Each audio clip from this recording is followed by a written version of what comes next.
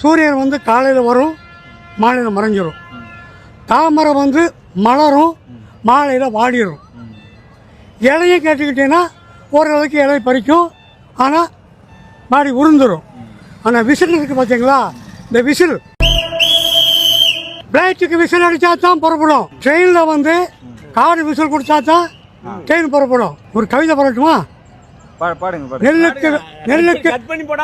நெல்லுக்கு வேலிப்பட்ட திருநெல்வேலியில் ஓம் சக்தி சொல்லுக்கு மலை கொடுத்தால் பராசக்தி மைந்தன் செந்தில் குமரன்.